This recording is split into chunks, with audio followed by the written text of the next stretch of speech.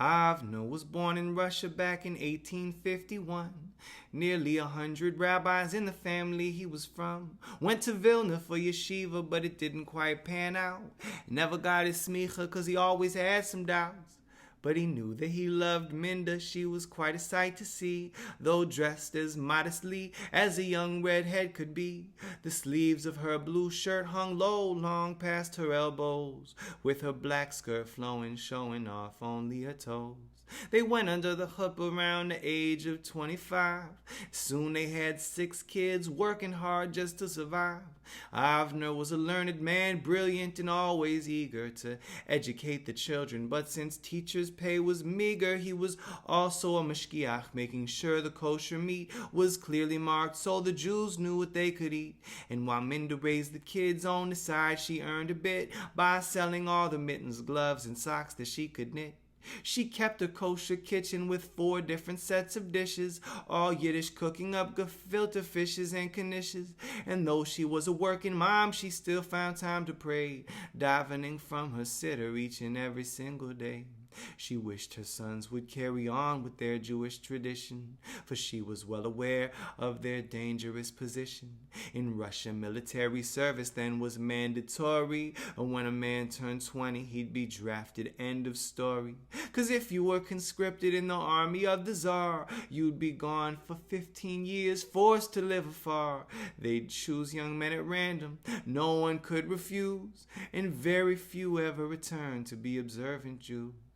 Avner and Minda had to find a way out of this cage for the sake of their 6 sons who would soon come of age. Their plan was to immigrate to the United States, but since they were short on cash, the family had to wait.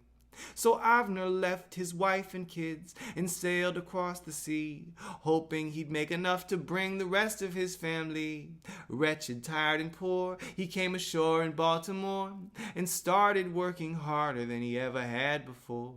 He stayed by his wife's cousin just so they could split the rent, spent as little as he could and saved up every cent. 6 days a week he hustled as a seller of umbrellas. Fixing them as well tells you he was a handy fella. It took 6 years to earn enough for his whole family's fare. Then Minda and the boys packed up what little they had there. The 7 of them took a ship, they left Russia behind, and sailed off to America to see what they would find.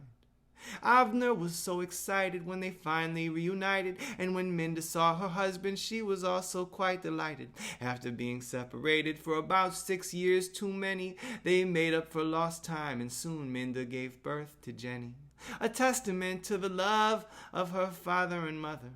8 years younger than the youngest of her 6 big brothers, the last and only child they had after those years away, the first person in my family born in the U.S.A.